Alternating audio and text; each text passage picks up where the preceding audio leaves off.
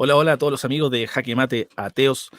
Este video, en este tiempo, vamos a conversar con el pastor Winston acerca de este libro, que es solamente un resumen de una tesis de Ken Wilson, un filósofo de Oxford. Y bueno, cuando uno abre este libro, primero se ve en la portada, antes de abrirlo, que aparece la Torre de Pisa. ¿Por qué aparece la Torre de Pisa? Porque es una estructura que se ve muy hermosa, muy linda, pero de cimientos débiles. Y eso es lo que pretende Ken Wilson demostrar, que el calvinismo es débil.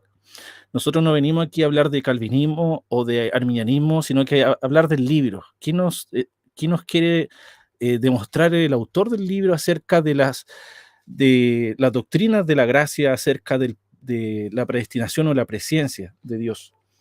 Y cuando uno lo abre, en la primera página o segunda página, dice: dedico este libro a aquellas personas que no tienen miedo de dejar que la verdad triunfe sobre la tradición. Y eso me llamó poderosamente la atención. ¿Cuánta verdad hay sobre la tradición? Hay una verdad que no estudiamos, que no sabemos, que la iglesia en 2000 años no se dio cuenta. Entonces, la pregunta es, que en la tesis del escritor, es si Agustín tuvo influencias heréticas, por ejemplo, el libre albedrío no libre, que en el fondo el hombre no tiene la capacidad de tener un libre albedrío sobre su propia salvación. Y el autor también habla de que Agustín tuvo influencias neoplatónicas, gnósticas y maniqueas. En este libro también podemos encontrar falacia, al menos yo, humildemente, yo soy un estudiante de teología solamente. Hay falacia ad hominem a Agustín, hay falacia ad verecundiam, o sea, apela a la autoridad del escritor, y hay falacia ad populum, o sea, si la iglesia en los primeros años de la iglesia decía algo, quiere decir que eso era doctrina apostólica y que Agustín fue en contra de la doctrina o de la regla de fe, como dice el escritor. Bueno, todas esas preguntas vamos a estar comentando, toda esta polémica que se ha levantado en contra de Agustín, que es conocido también como el padre de la iglesia. No solamente uno de los padres, sino que el padre del cristianismo. Así que le vamos a dar el pase al pastor Winston. Hola, pastor Winston, ¿cómo está? ¿Cómo estás, hermano Nano? Un gran abrazo para ti. Gracias por la invitación. Estoy bien. Qué bueno, yo también estoy muy bien aquí, con 30 grados de calor en Chile, pero Oh, wow. estamos contentos, pastor, de poder conversar este tema que ha traído mucha polémica a la iglesia y al calvinismo sobre todo. Así es, así es. Pero aquí estamos. Bien, bien, bien. Bueno, también le doy la bienvenida a los hermanos y amigos que se están conectando. Por favor, que puedan dar sus comentarios, sus apreciaciones, sus preguntas, si es que hay algo que no les quede claro. Y vamos a comenzar a analizar este libro. Me contaba usted, pastor, antes de entrar al live, que usted no solamente se leyó el libro, sino que se leyó la tesis de Ken Wilson. Así es, he estado trabajando mucho en eso. Como te dije, tengo mucho tiempo libre en mi escuela y aquí tengo la tesis de Ken Wilson. Tesis, y puse aquí Offer para identificarla. Es un libro de unas 388 páginas originalmente, pero la tesis trae 412 páginas. O sea, la alargaron un poco más. Pero y es importante, y qué bueno que me preguntas eso, porque cuando tú vas al libro del doctor Ken Wilson, él va a decir que su libro no es adecuado para interactuar con él en un sentido académico. Yo creo que Ken Wilson desde el primero principio como que se predispone como que si el libro dijera algo distinto, como muy bien lo señala el doctor James White, dijera algo distinto a lo que dice la tesis. Pues el libro es un compendio, un resumen, una síntesis de las mismas ideas que están en la tesis. Da lo mismo si utilizamos la tesis o utilizamos el libro, basta ver el libro para poder encontrar los mismos argumentos que él va a esgrimir allá, pero de forma resumida, y si a uno le interesa, pues uno va a la tesis. Entonces, me parece que él como que se predispone y entonces él quiere como crearse un mismo criterio, un propio criterio, su propio criterio, que para que pueda ser refutado el libro tenemos que hacer el mismo ejercicio que él hace, interactuando con la tesis de una manera académica y revisar la fuente, y todo eso es un criterio que él se inventa, porque realmente, hermano Nano, una tesis no es más que un discurso escrito. y todo discurso escrito se puede analizar desde muchos puntos de vista para llegar a una comprensión lectora y ver si las conclusiones se sostienen o se caen. Y cuando yo he leído la tesis y cuando he leído el libro en inglés y en español, y he leído la tesis en inglés y he interactuado con los textos y las citas que ha puesto en griego, algunas muestras, porque eso es un trabajo muy grande, me doy cuenta que las conclusiones a las que llega el doctor Ken Wilson se caen solas, son tambaleantes, es subjetiva y están sujetas pues a todo tipo de falencias y falacias, como se va a demostrar a lo largo de este tiempo. Bueno, cuando salió el primer video, la entrevista que le hizo nuestro hermano Jairo a Ken Wilson, uno compartía también opiniones o quizás compartía opiniones de otros hermanos, y yo personalmente recibí algunos ataques, unos comentarios de algunos hermanos arminianos diciendo que solamente otro doctor de Oxford o de otra universidad de Harvard podría refutar al doctor Ken Wilson. Bueno, él, para los hermanos que no saben, él es un doctor cirujano y también es un doctor de filosofía de la Universidad de Oxford. Entonces, lo que yo le quería decir es que muchos hermanos arminianos se sumó acerca de este libro y de este autor, casi anulando al calvinista, que pueda refutar al calvinista de a pie, digo, como yo, como muchos hermanos, pero vemos que eso cae un poco, y yo igual les dije en los comentarios de respuesta, en la falacia ad vericundiam, que ¿qué quiere decir? Es que, no, por él ser un doctor en filosofía de Oxford, nadie lo puede refutar. Pero lo que usted dice es cierto, uno también tiene raciocinio, tiene inteligencia para ver las fuentes que él utiliza, las cosas que él habla, y la verdad que a mí no me terminó de convencer, no me pasé al lado arminiano ni pelagiano, sino que me hizo más calvinista, porque me di cuenta que las razones del calvinismo, o al menos uno no se convierte por haber estudiado a Agustín o a Calvino cuando uno entiende las doctrinas de la gracia, sino que a la Biblia. Entonces hay muchas cosas que él decía que ni siquiera se entienden a simple lectura desde Pablo, en las cartas, por ejemplo, Romanos 9 o Efesios. No sé qué puede opinar de eso, pastor. No, claro, es que ese es el punto. Igualmente yo concluyo después de leer esto, simplemente me doy cuenta que el autor se allega a todas estas fuentes ya prejuiciado con su teología.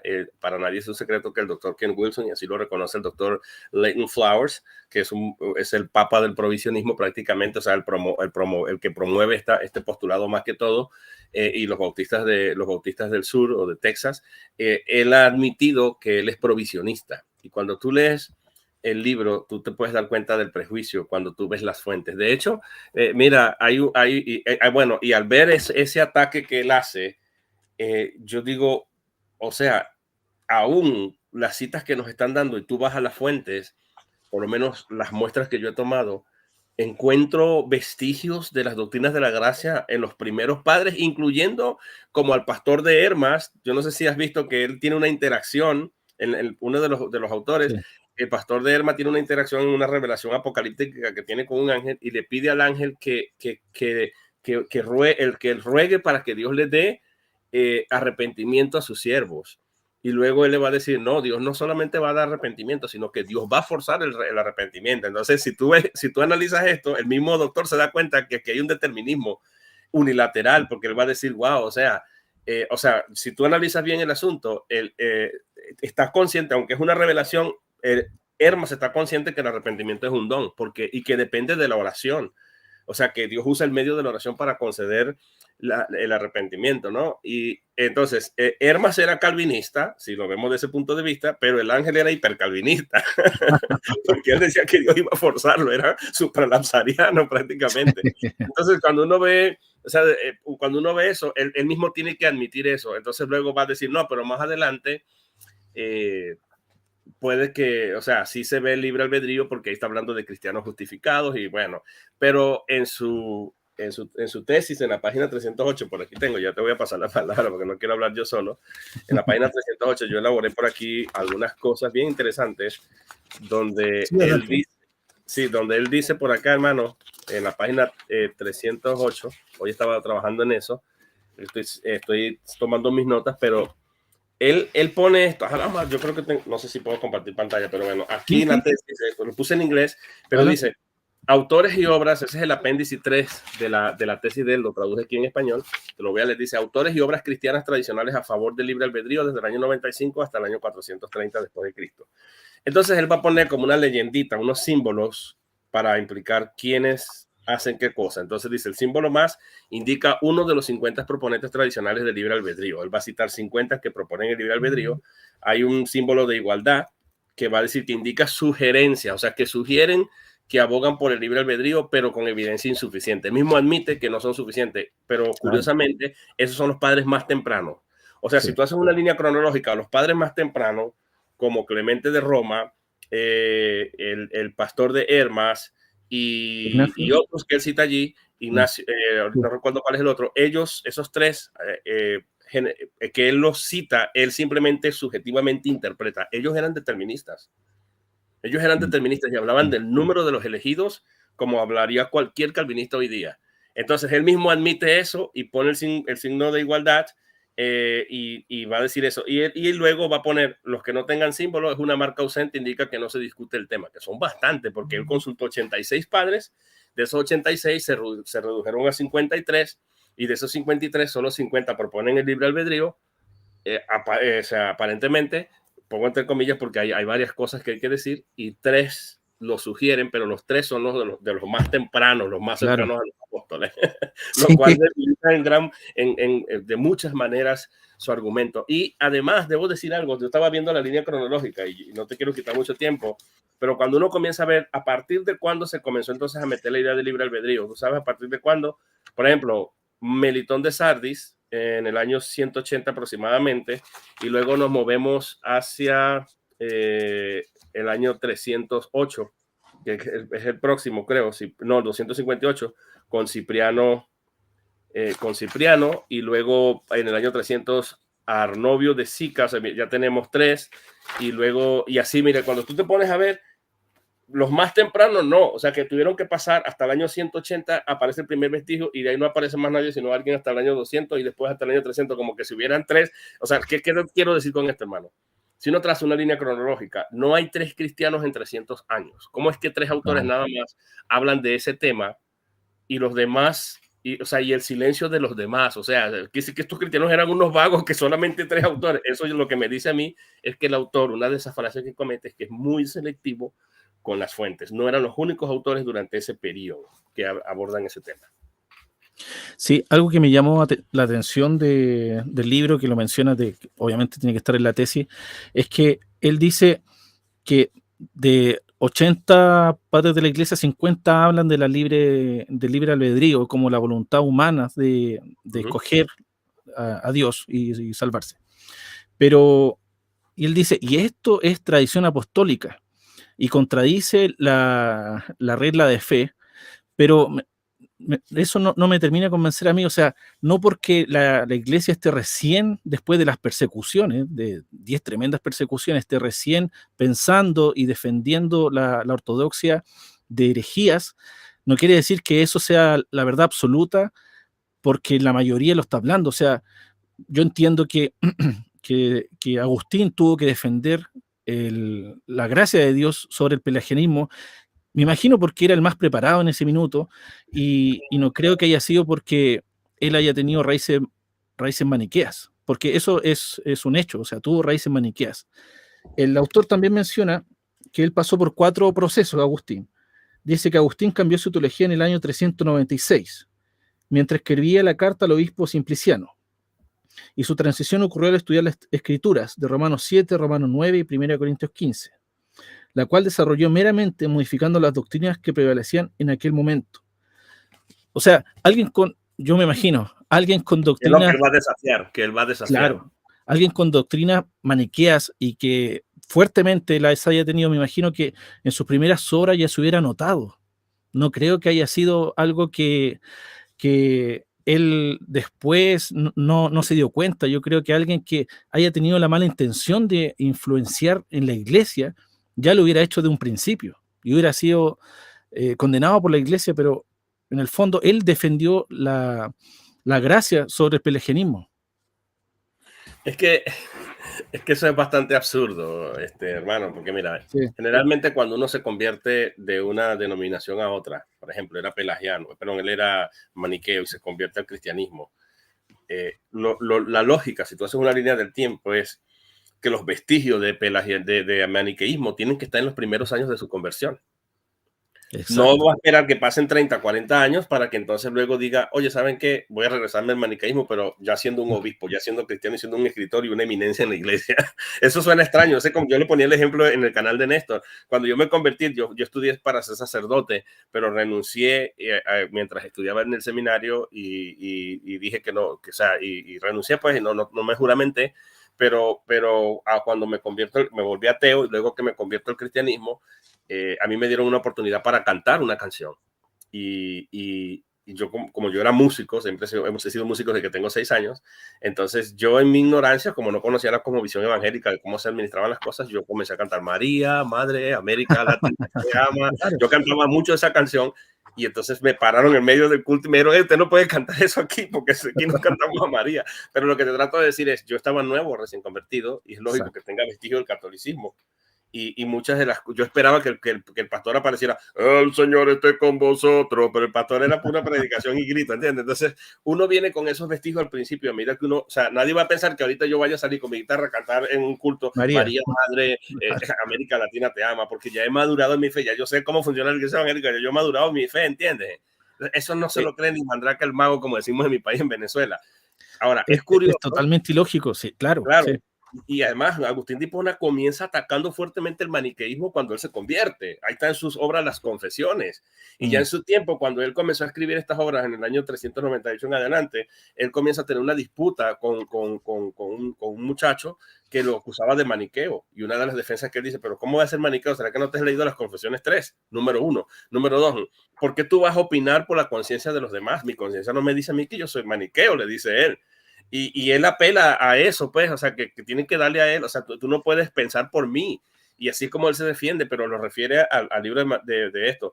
Y más curioso aún, ¿cómo puede ser que Agustín de Hipona esté asumiendo ideas nuevas, o sea, nuevamente gnósticas gnósticas y maniqueas, cuando en el año 429, porque acuérdate que él va a trazar una línea cronológica, va a decir que fue a partir del año 411, 412 en adelante que Agustín de Hipona cambia su teología. Eso es lo que él va a proponer. Claro, Pero lo tiene ahí graficado en el sí, libro. exacto, pero resulta que en el año 429 27 al 29, Agustín de Hipona se propuso escribir una obra contra las herejías y se llama Los arrianos y otras herejías. El arrianismo y otras herejías. Son 6 volúmenes, increíble, yo los tengo y están en orden cronológico a excepción de uno. Eso fue publicado por la biblioteca de Google en un esfuerzo por poner material público y ahí está.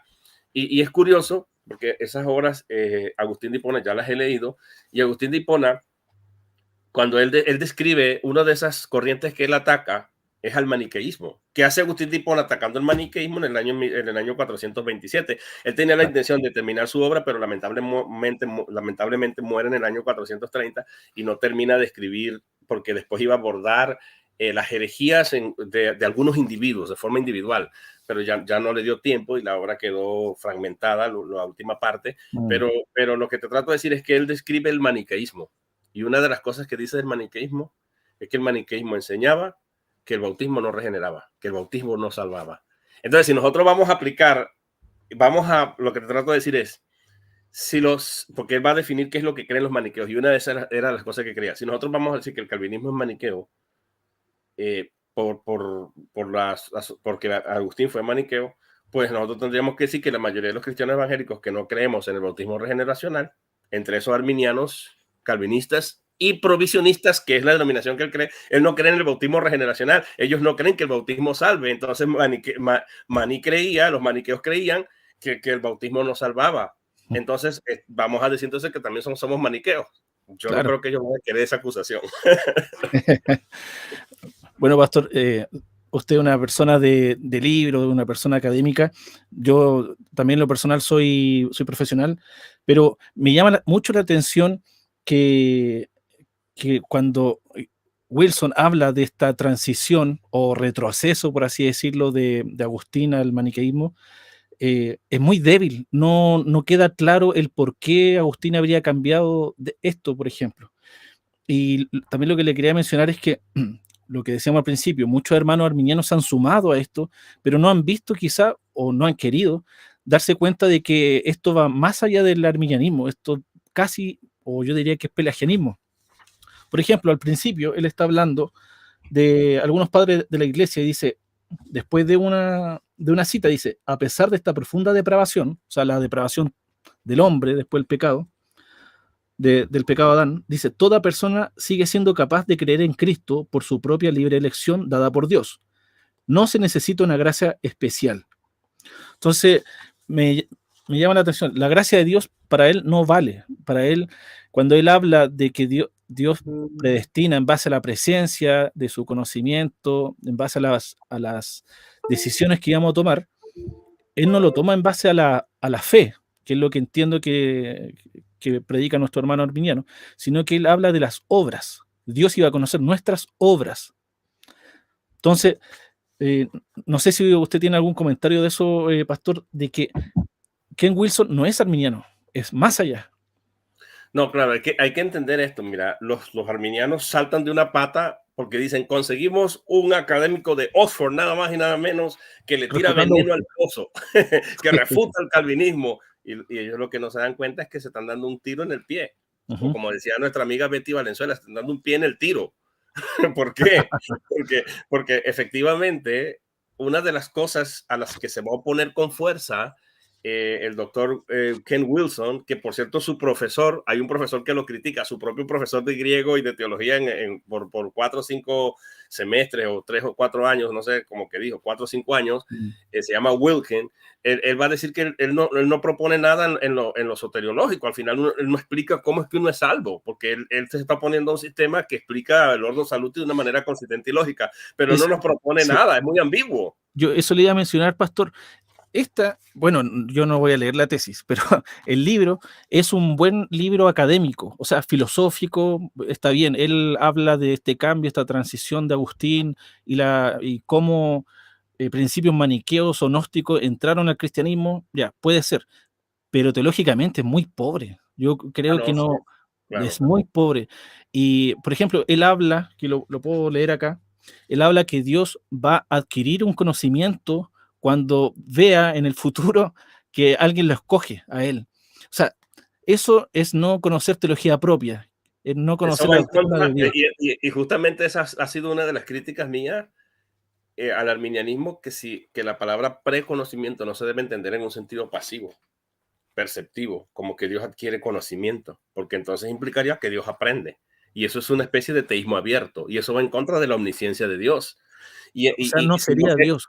no sería Dios, eso implicaría o sea, no es, o sea, lo que te trato de decir desde un punto de vista lingüístico, desde el punto de vista gramatical, lingüístico y lexical, la palabra conocimiento, especialmente cuando se refiere a Dios preconocimiento, tiene dos sentidos. Uno pasivo, perceptivo, como cuando tú percibes algo pasó por ahí, tú lo viste, tú lo percibiste, tú eres un receptor de eso y aprendes porque no estabas enterado de eso y pasó ante tus ojos. Y entonces aprendiste, adquiriste conocimiento, adquiriste información. Eso se llama el nivel interpretativo de la información.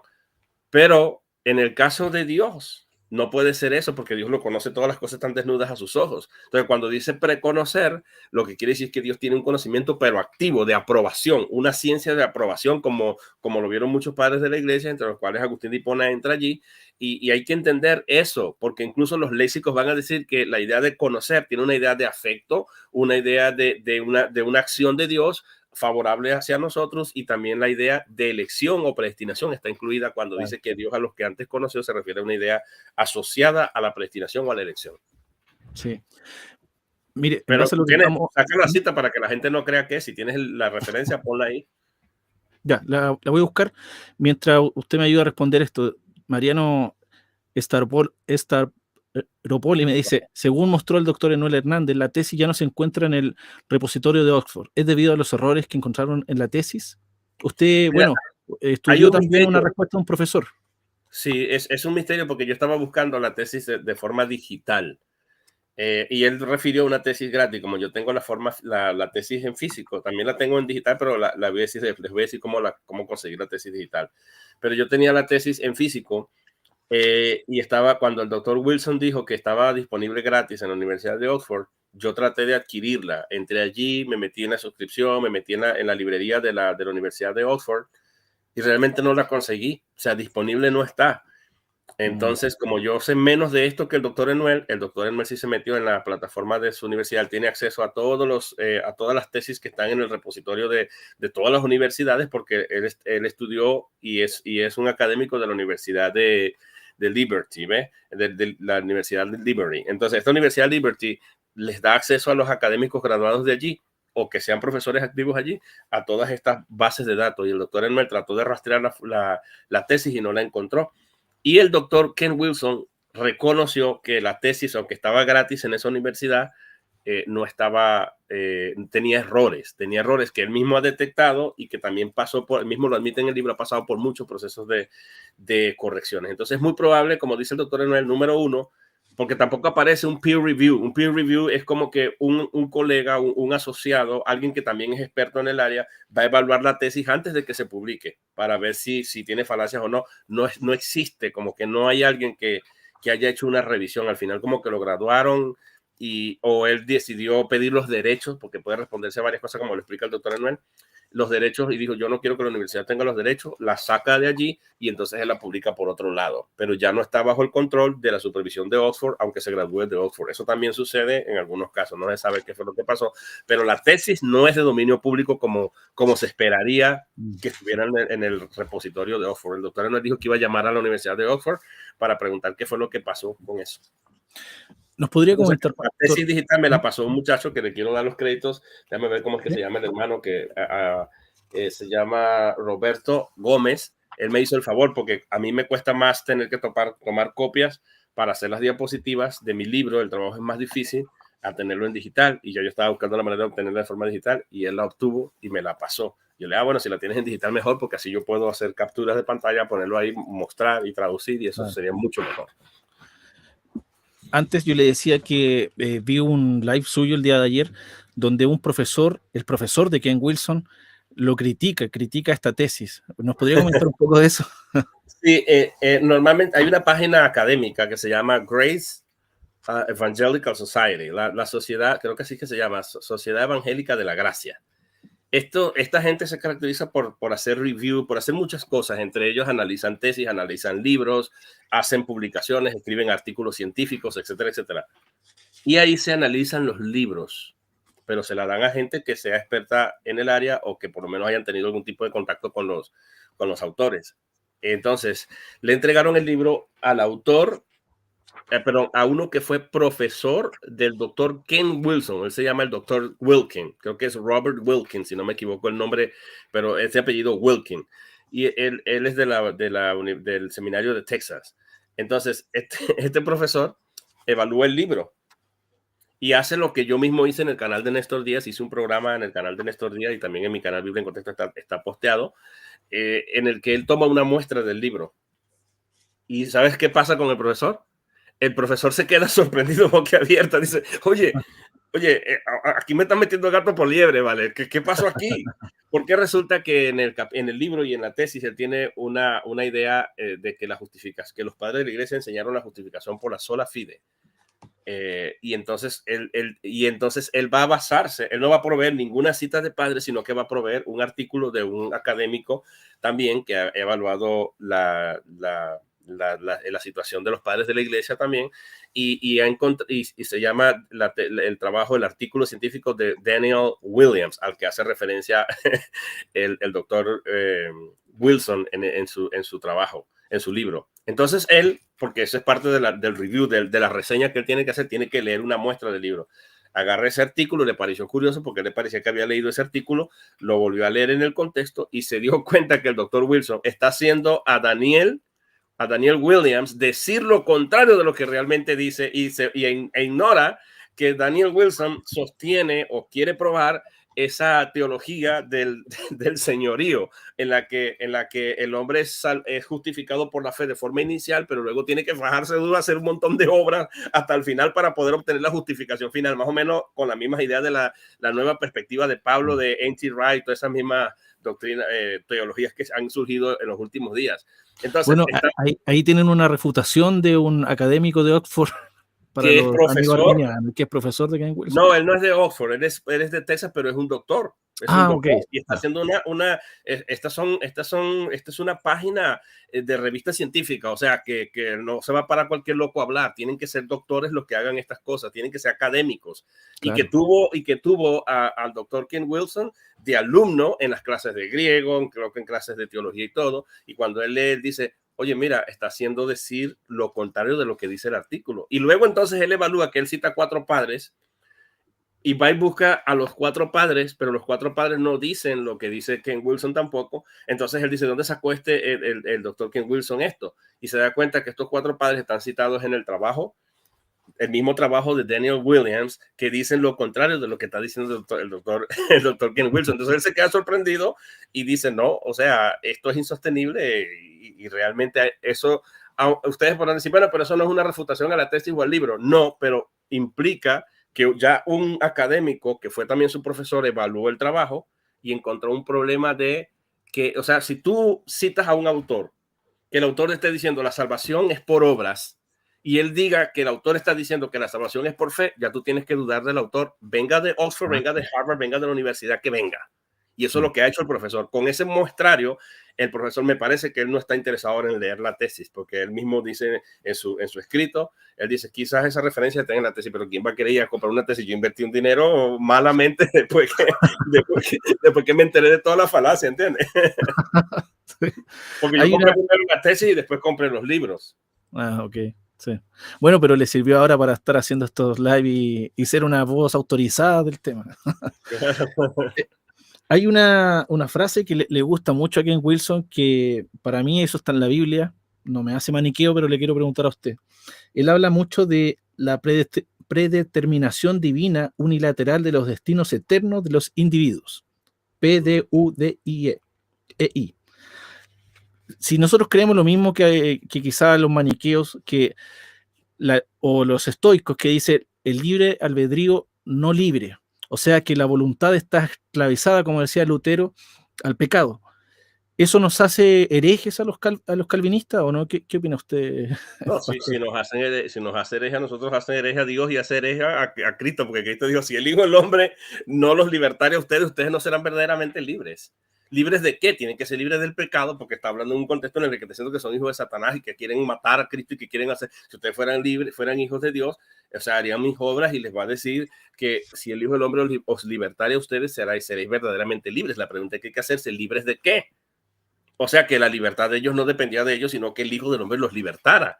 Y esa verdad la encontramos también en Romanos capítulo 6. El apóstol Pablo va a decir que Dios los entregó a ellos a una clase, dice, gracias a Dios que nos libertó, porque cuando éramos esclavos, Él nos entregó. Hay una voz pasiva y fuimos entregados a una especie de doctrina, un tipo de doctrina que nos hizo libres. Y una vez que hemos sido libres del pecado, o sea que el pecado nos tenía esclavos, nos tenía muertos, una vez que hemos sido esclavos del pecado, ahora tenéis como resultado, como efecto, como fruto, dice, la santificación y al final la vida eterna. O sea, si hay un orden salutis, primero Dios me tiene que libertar.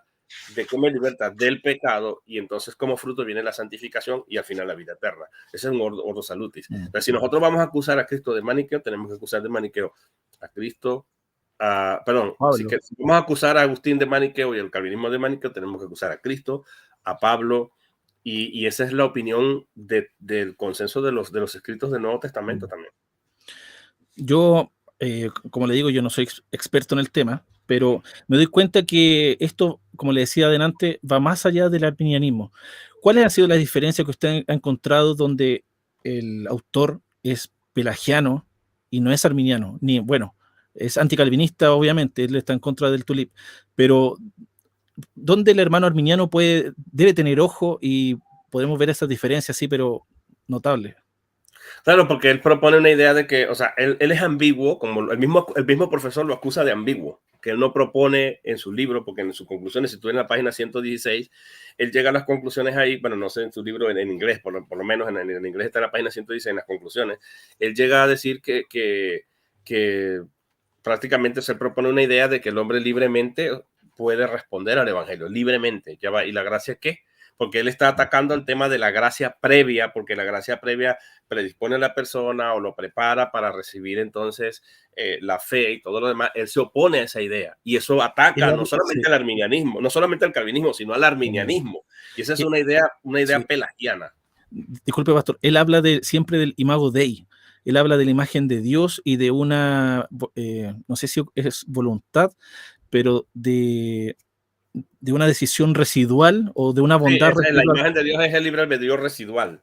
Eso es lo que él habla en su tesis, en su libro. Prácticamente él dice que la imagen de Dios es prácticamente el equivalente al libre albedrío residual en el ser humano. Más o menos esa es como la idea que él trata de presentar. Entonces, ese en el hombre, o sea, lo que él da a entender es que el hombre no está muerto y él trata de decir, prácticamente él se opone a la idea del pecado original y quiere hacernos creer, lo cual yo no le creo, y tengo evidencias de eso. Aquí tengo un montón de evidencias y citas patrísticas previo a Agustín de Hipona, previo al año 412. Primero, que los padres creían que la fe era un don. Número uno, que creían en el pecado original. Tengo comentarios de Ambrosio y de autores anónimos antes del siglo V, durante el siglo IV, que hablan claramente, citan el Salmo 51 y citan Romanos 5:12 y tienen la misma interpretación que tenemos los calvinistas el día de hoy. De manera que podemos ir allá y ver a Victorino, ver a creo que se llama Marius Victorino, creo que hay un montón de gente, Ambrosio, tenemos un montón de padres previo a Agustín que efectivamente hablaban de la fe como un don y hablaban del pecado original. Y además es extraño que los arminianos estén como celebrando cuando en realidad él está atacando la regeneración prefe que creen los arminianos clásicos. Los arminianos clásicos tendrían que estar haciendo refutación al respecto también. Claro. Ataca la fe como don que creen los arminianos clásicos y no le da esa eficacia a la gracia, sino que la gracia se da es cuando tú respondes al evangelio. Prácticamente tú primero respondes al evangelio, entonces recibes luego los beneficios. Prácticamente lo que él quiere probar cuando trae esas citas de los padres descontextualizadas. Claro. Él, como usted dice, él niega el pecado original.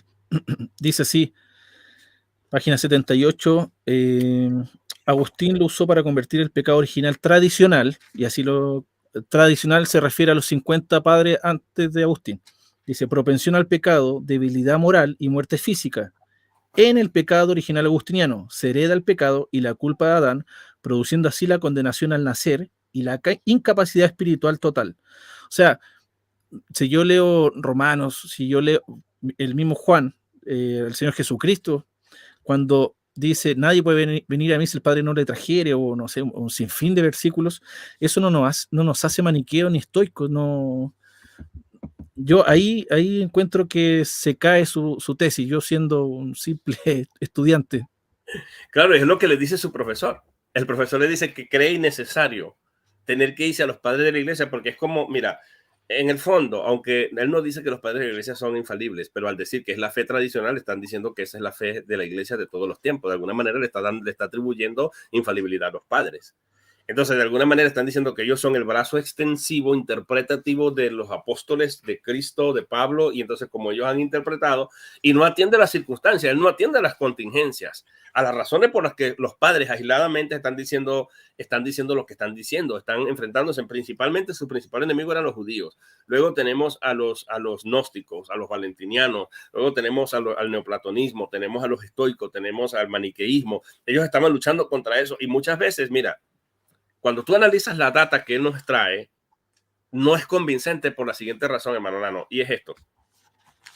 Yo aquí tengo un PowerPoint, no sé si lo puedo mostrar para que la gente pueda más o menos entender. A ver si te lo puedo mostrar aquí, a ver si lo puedo mostrar, compartir aquí, ¿verdad? Por favor. Déjame ver, dice aquí, I understand, let's proceed. Ok, vamos a ver si puedo ponerlo acá. Con toda confianza nomás. Creo que aquí está. Ahí lo puedes ver, ¿verdad? Esa es la tesis de él. Entonces, bueno, aquí está la tesis de él. Bueno, esto es lo que yo hice ayer. Aquí está la tesis de él. Estas son las 4 cosas que él quiere revertir estas cosas. Que esto es bien curioso porque él mismo admite que el consenso mayoritario de los expertos en San Agustín de Hipona tienen una línea cronológica y llegan a conclusiones distintas. Y si tú lees el prefacio de la tesis, te vas a dar cuenta que él va a decir incluso que los académicos agustinianos también, o sea, que también son expertos en esta área, no llegan a las mismas conclusiones que él se las respeta, pero que él tiene una propuesta distinta, con un método científico distinto, pero que él no pretende ser más inteligente que ellos. Entonces, él lo que va a hacer es llevarle la contraria a todos los expertos. De alguna manera está diciendo, yo sé más que ustedes, porque el consenso mayoritario llega a conclusiones distintas. ¿Y cuáles son las conclusiones? Mira, aquí tenemos, Agustín cambió su teología en el año 396.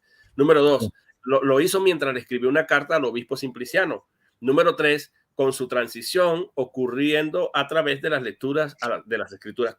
El consenso mayoritario, expertos en San Agustín, van a decir que el cambio de Agustín no es debido al maniqueísmo. El cambio en la teología de Agustín es que está leyendo Romanos 7, del 9 al 11 y también 1 Corintios 15, entre otros versículos. Eso es lo que van a decir los expertos en San Agustín. Y él va a oponerse a esa idea y decir, no, mire, yo soy el papa de la interpretación, ustedes están equivocados, ¿no? Y también que desarrolló estas ideas simplemente modificando doctrinas prevalecientes, porque el consenso mayoritario va a decir que habían doctrinas prevalecientes, y entonces él va entonces a decir, ningún trabajo académico ha investigado todo el corpus de Agustín desde 386 a 430, analizando específicamente sus 5 doctrinas finales, Dios dando la gracia inicial, bla, bla, bla, y todo lo demás. Entonces, lo que te trato de decir con este punto, hermano, es lo siguiente.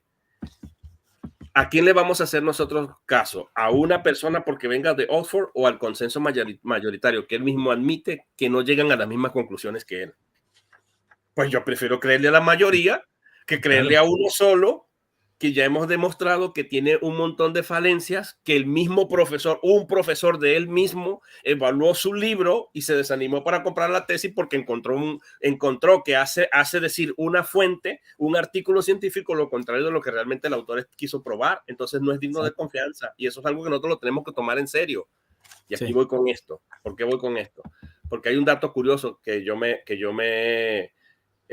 bueno, aquí está el nombre del libro, Arrianismo y otras herejías, escrito en el año 428-429 de Agustín de Hipona. Es bastante interesante porque aquí Agustín de Hipona refuta al maniqueísmo. ¿Cómo es que si había abrazado ideas maniqueas, luego va a darse un tiro en el pie refutándose a él mismo? Eso no tiene sentido. Claro. Aquí también, en este contexto, es curioso que él va a citar autores cristianos del año 95 a 215, pero presta atención a este dato estadístico. ¿Sabe cuántos autores cita en su tesis desde este periodo de 120 años? Del año 95 a 215 han pasado 120 años. Nadie va a pensar con una mente cuerda que solamente existieron 16 autores durante un periodo de 120 años. Tiene que haber un universo de autores, pero él cita 16 de ellos. 3 de los cuales, que está ahí Primero de Clemente, el Pastor de Hermas, la Didache, que él no atiende la crítica, la Didache tiene 7 o 9 modificaciones, interpolaciones, porque estos, mientras más antiguos, están sometidos a la crítica textual y uno no puede confiar en lo que se dice. Y bueno, la epístola de Dioneto, más calvinista que Calvino, la epístola de Dioneto, yo lo demuestro. Entonces, lo que te trato de decir es, vamos a los padres más tempranos. Los más tempranos hay más autores. ¿Qué te hace pensar que después de 120 años hay menos autores? Mira lo que pasa aquí. Entre el año 216 y 430 hay un periodo de 218 años. Un periodo de 218, casi el doble de estos 120 años. Un periodo casi el doble. ¿Y sabes cuántos autores citas en la tesis él? Y los desarrolla. 12 autores nada más. La lógica te dice que si va subiendo en la línea del tiempo, debe haber muchos más autores a medida que, claro, o sea, en su tesis, debe poner, oye, mira, pues, ahora a mí lo que te trato de decir con esto es, ojo, atención, hay 218 años, pero llegando hasta el año 430, pero acuérdate que él hace una línea de separación en el año 412. Sí. Supuestamente es que Agustín comienza a darle el vuelco a su teología y a volverse un poco maniqueo con su filosofía y sus ideas que va a meter dentro del cristianismo. Entonces, lo extraño es que en este periodo va a traernos nada más 12 autores en su tesis, lo cual es bastante extraño. ¿Sabes qué es lo que a mí me dice eso? Me hace sospechar que los padres de la iglesia, ya para este periodo, para todo este tiempo, ellos han madurado mucho más y ya estas ideas del pecado original ya ahora no están tan concentrados porque él no atiende las circunstancias. Originalmente, al principio, hermano, se estaba atacando el judaísmo, se estaba atacando el maniqueísmo y todo esto, y los padres estaban hablando aisladamente cosas. O sea, no es que estos 12 más 16, que constituyen 28 padres en total, están, por lo menos lo que él desarrolla en su tesis, están realmente aglomerados en un mismo tiempo, sino que en la línea cronológica del tiempo. Claro. Y decir, yo hallo sospechoso, decir que ese es el consenso mayoritario de los padres es bastante irresponsable, porque mira, tú pasarías toda la vida tratando de leer a los padres de la iglesia en su totalidad y no podría. Eso es una fuente inagotable de recursos. Ahí hay que atender un montón de circunstancias. Algunos escritos están en un contexto griego, otros están en un contexto en el que algunos eran literalistas, otros eran alegóricos. Entonces tú no puedes elaborar doctrina, no hay un consenso, no hay un concilio. Ahora, ¿cómo es posible, hermanos? Voy a quitar el PowerPoint para llegar a un punto aquí. ¿Cómo lo quito? ¿Dejar de compartir? Yo lo quito. Ok. ¿Cómo es posible, y este es un punto interesante, que durante todo este tiempo que él analiza, Agustín de repente va a venir con una novedad, con una iglesia que era altamente violenta? O sea, el cristianismo de los primeros siglos no era solamente un debate teológico que se daba en los concilios, sino que era un debate a puño cerrado. O sea, hay concilios donde se caían a golpes los obispos por doctrina, Claro. frente a doctrinas pelagianas, frente a doctrinas sabelianas, frente a doctrinas. Era una iglesia violenta. ¿Cómo es que Agustín de Hipona va a venir cuando el cristianismo ha crecido mucho más, en el año 412, muy fresco, a meter ideas maniqueas y que el resto, porque lo que da a entender Ken Wilson es que el resto de los cristianos eran unos completos ignorantes en patrística y en tradición de la iglesia, ¿no? Entonces van a decir, oye, mira, ¿sabes qué, Agustín?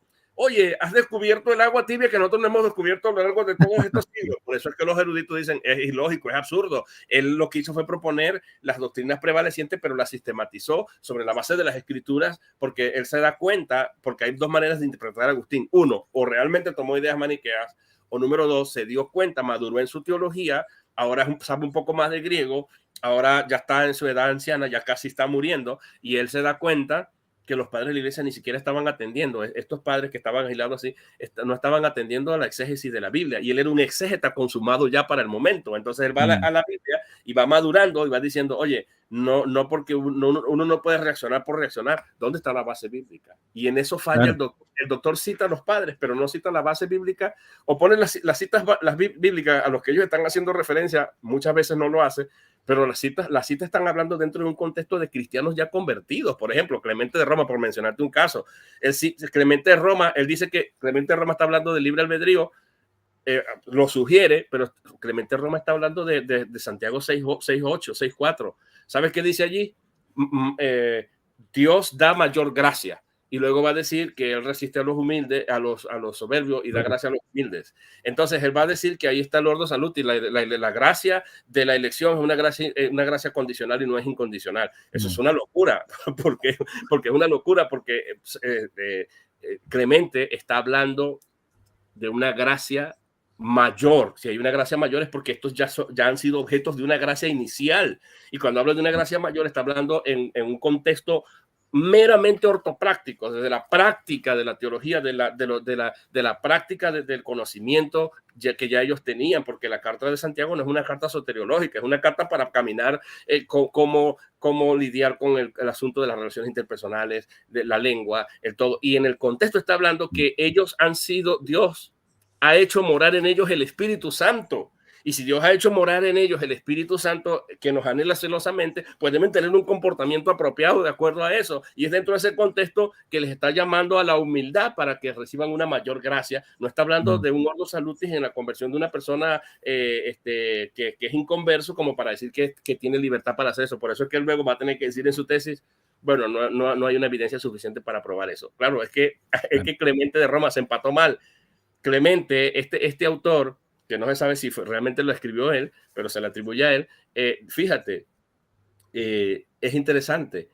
Esta carta, hermano, habla del número de los elegidos como ninguna otra. Entonces, hay un anacronismo, hay una falacia de equivalencia. Yo revisé la cita en griego, revisé todo el contexto y Clemente Roma no apoya la idea del libre albedrío, no la apoya, ni tampoco el pastor de Hermas. Entonces, eso es completamente falaz. Hablé mucho, hermano. Te quité todo el... No, está bien. No, concuerdo totalmente con usted. Me parece que esta crítica que se le hace a Agustín es deshonesta y es anacrónica. O sea, estamos viendo acá, como le decía, recién habían cesado las persecuciones, había llegado Constantino, el cristianismo recién se estaba asentando en su teología, la iglesia estaba reaccionando frente a herejías.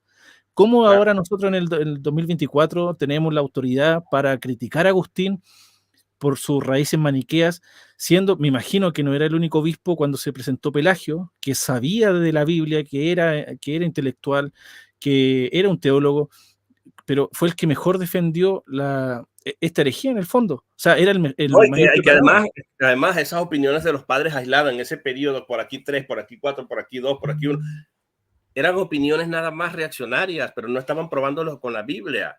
Estaban respondiendo, estaban dando ideas. Si tú lees esos padres, no están hablando ni siquiera de soteriología. No está, la soteriología está muy infantil, no está desarrollada. No es hasta Agustín que desarrolla esta teología. Pero qué curioso, hermano, que vuelvo al punto. Lo que nos está planteando indirectamente el doctor Ken Wilson es que la iglesia se contradijo a sí mismo.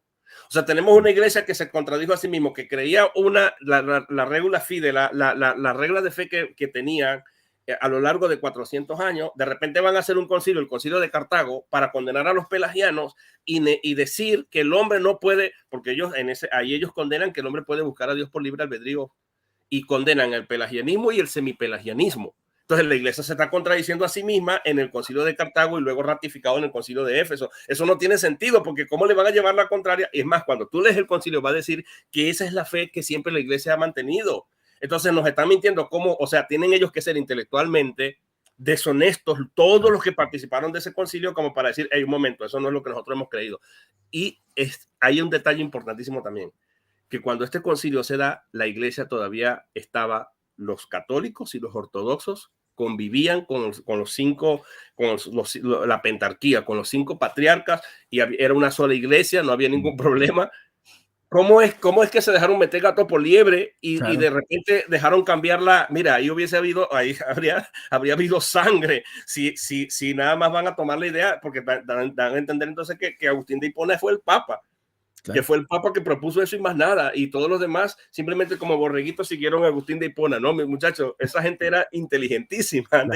Los que participaron en esos concilios eran gente que eran lectores, que eran escritores, que conocían la patrística, y ellos asientan las bases de que esta es la doctrina prevalecente. Por eso es que ninguno de estos intelectuales que son expertos en San Agustín van a decir lo contrario de lo que dice Wilson, porque la iglesia se está contradiciendo, y si la iglesia se contradice el Espíritu Santo, chicos. Sí, toda la razón. Mire, yo no estoy seguro si Jerónimo era contemporáneo de Agustín o no. Es casi contemporáneo, sí, contemporáneo. Sí. Sí, él, claro, por ejemplo, él da un comentario de Efesios cuando dice que Dios nos predestinó. Dice, no dice que Dios nos haya elegido antes de la fundación del mundo por nuestra santidad y pureza, sino que nos escogió para que fuésemos santos y puros. O sea, lo que propone Wilson es que Dios está escogiendo de acuerdo a una futura obra, y no es fe, futura obra. O sea, eso hace a Dios hace a Dios esclavo de nuestra voluntad. Y eso no puede ser posible, ¿sí? Es que hay un problema, porque ¿quién es la causa primaria de la salvación? ¿Es Dios o es el hombre? De acuerdo a la lógica de Wilson y del provisionismo, Dios es causa secundaria. Claro. Yo soy el manipulador de las decisiones decretales de Dios de la salvación, número 1. Y aparte de eso, lo que nos está proponiendo Ken Wilson es es prácticamente, o sea, destruye el atributo de la aceidad de Dios, en la que Dios es autosuficiente y Sí, autoindependiente, porque hacen a depender a Dios de nosotros, sí, subordinan a Dios a nuestra voluntad y a nuestra respuesta libre, al imagiteu, al libre albedrío residual que quedó allí. sí, Eso es una completa, es como poner las carretas a que halen los caballos. sí. Recuerdo mucho una frase de un profesor de doctrina de Dios o teología propia, que él decía que esto pasa con los filósofos cristianos, que no son teólogos. Esto pasa, se contradicen en el sentido teológico, por defender una postura filosófica que puede, como le decía, puede tener sentido de una manera académica, filosófica, bien, histórica, pero teológicamente es muy pobre. Y una de las cosas también que me llamó la atención, Pastor Winston, es que en sus conclusiones del libro, él toca la reforma protestante y me gustaría leerlo. Dice, Martín Lutero, el originador de la reforma protestante, era un monje agustino, ¿sí? Él revivó la teología pagana determinista de Agustín. En el, en el año 1525 escribió en contra de la obra Libre Albedrío de Erasmo de Rotterdam. Luego dice, Lutero aceptó la postura de Agustín sobre la soberanía estoica y la postura maniquea de la incapacidad total de responder a Dios. Lutero llegó a extremos en su argumentación contra los abusos católicos e intentó hacer que todo lo que hay en la salvación fuera de Dios sin obra humana alguna. Agustín había convertido la fe en una obra. O sea, incluso está atacando la reforma protestante al atacar a Agustín y a Calvino. Y luego dice que toda la cristiandad históricamente católica, ortodoxa y algunos protestantes eran de la de libre elección y no eran deterministas o como lo entendemos los calvinistas nosotros. O sea, que el calvinismo va en contra de la tradición cristiana.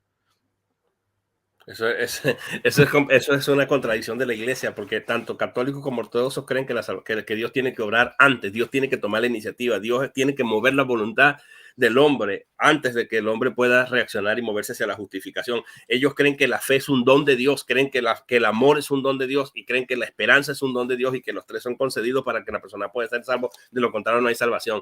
Entonces, ellos se están contradiciendo. Esa no es la fe de la iglesia, esa ha sido la fe de la iglesia, y la iglesia protestante, el protestantismo no es anticatólico en esas doctrinas. No es anticatólico. Nosotros somos antipapas, somos antimarianos, somos antidogmas marianos y alguna especie de idolatría y todas esas cosas, pero nosotros no somos anticatólicos en la ortodoxia. Los que se decidieron en los primeros concilios, nosotros lo admitimos y lo aceptamos dentro, que el que salga fuera de ese parámetro, de ese paradigma del credo del credo apostólico, como se le llama, el credo de Nicea y todas esas cosas, pues no se identificaría como un cristiano ortodoxo, sino puede ser cualquier otro tipo de variantes. Entonces, por eso es que la iglesia en el Concilio Vaticano II tiene que admitir que el Espíritu Santo sopla en las iglesias protestantes y nos admiten como cristianos porque tenemos un mismo bautismo, un mismo Señor, una misma fe, de alguna manera. Entonces, nosotros tenemos que entender que eso que está diciendo el amigo es que prácticamente él está elevándose como el papa de la interpretación infalible sobre la base de unos hallazgos supuestos que él consiguió, malinterpretando y haciendo un mal uso de las fuentes y diciendo todos los movimientos católicos, ortodoxos, calvinistas, luteranos, hasta los luteranos entran en ese punto, hasta los arminianos, todos están equivocados. Señores, háganme caso a mí. La Sí. verdad es el provisionismo. Eso no se lo cree ni Mandrake el mago, muchachos. Hay otro argumento. Yo creo que nosotros estamos hablando de los fundamentos de su libro, de su tesis, no de postura, De otras posturas, claro. doctrina de Ken Wilson, no.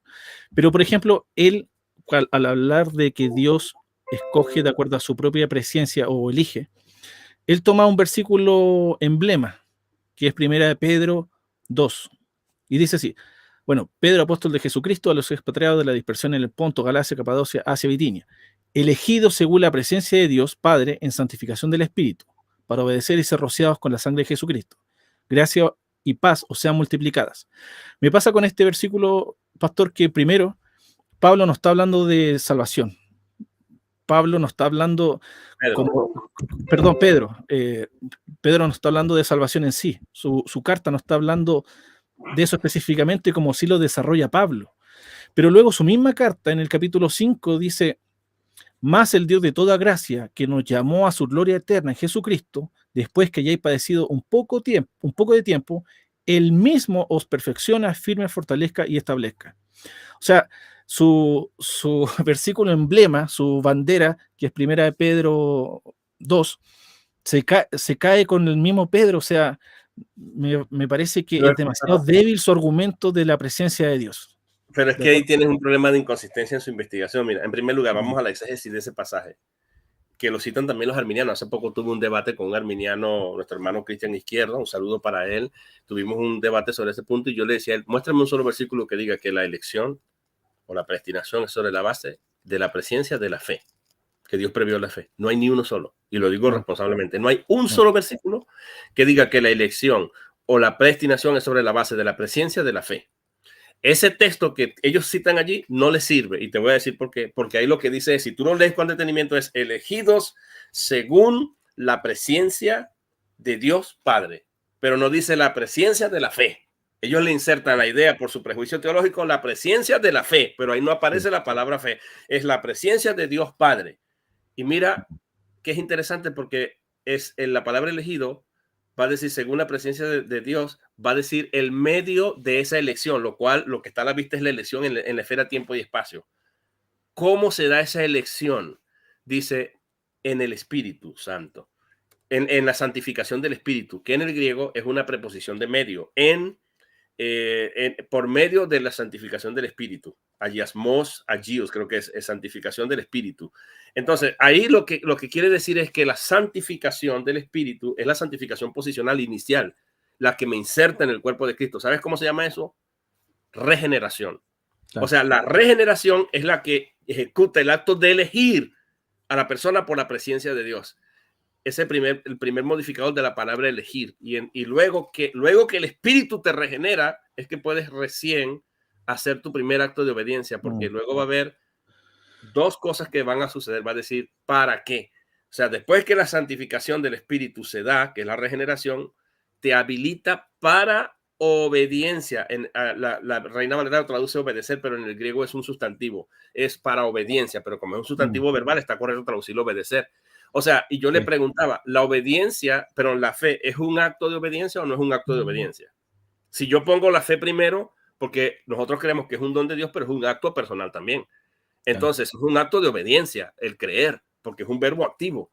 Entonces, al creer, si yo creo primero para luego ser regenerado, entonces pongo de cabeza el texto, porque el texto está diciendo que primero soy santificado en la elección esfera, tiempo y espacio, y entonces quedo habilitado, por supuesto, para obediencia. Y después que obediencia, como yo sé que ahí está la fe a la vista, como primer acto de obediencia, dice, y para ser rociado de la sangre de Jesucristo. ¿Qué es lo que está diciendo en pocas palabras a través de una sinécdoque? Que cuando dice la sangre de Jesucristo, está diciendo sin el derramamiento de sangre no hay lavamiento de pecado, no hay perdón de pecados, remisión de pecados. Entonces el perdón de los pecados es la justificación. El primer acto de obediencia me lleva a ser rociado con la sangre de Cristo. No es hasta que obedezca que yo soy rociado con la sangre de Cristo, pero para obedecer tengo que ser regenerado por el Espíritu Santo.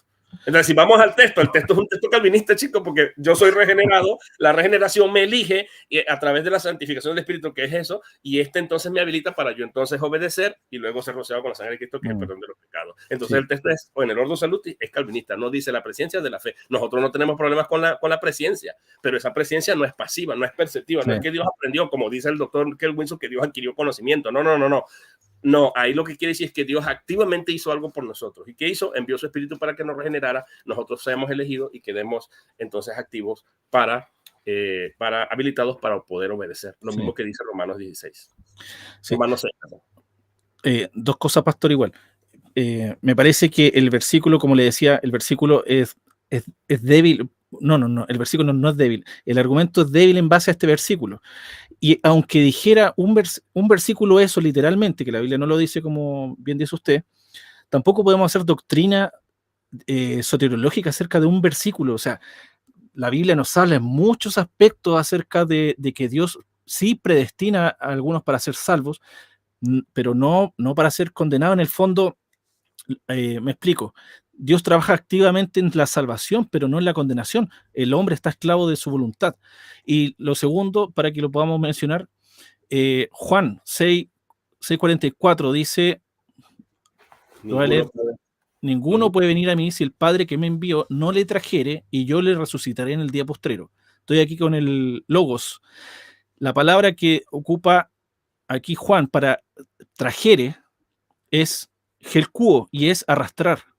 O sea, nadie puede venir a mí a menos que el Padre no la arrastre, entiendo así, en contra de su propia voluntad. O sea, Dios está forzando en ese sentido a nosotros, y gracias a Dios le damos la gloria a Él que nos salvó siendo nosotros pecadores, estando muertos en delito y pecado, pero la Biblia habla en muchos sentidos acerca de que Dios sí trabaja activamente en la salvación del cristiano, hay quien predestinó por su beneplácito, por su buena Claro. voluntad.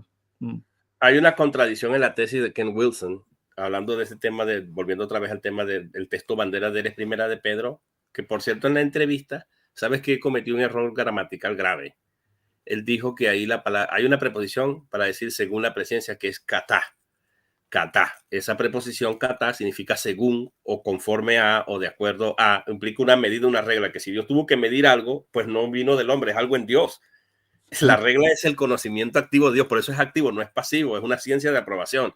Ahora, él dijo que ahí era causal. No hay ningún léxico que diga que la preposición katá es causal.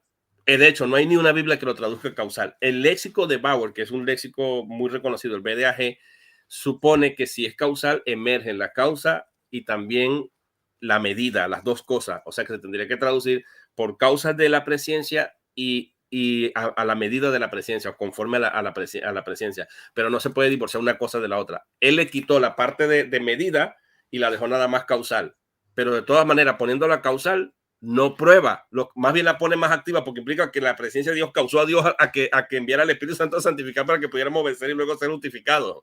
Ese es el problema que tienen ellos. Ahora, yo quiero decir algo aquí que pareciera no importante, pero si tú lees las conclusiones, él va a decir, lo que quiere probar, que Agustín de Hipona cambió su punto con respecto a la predestinación 3 veces a la elección.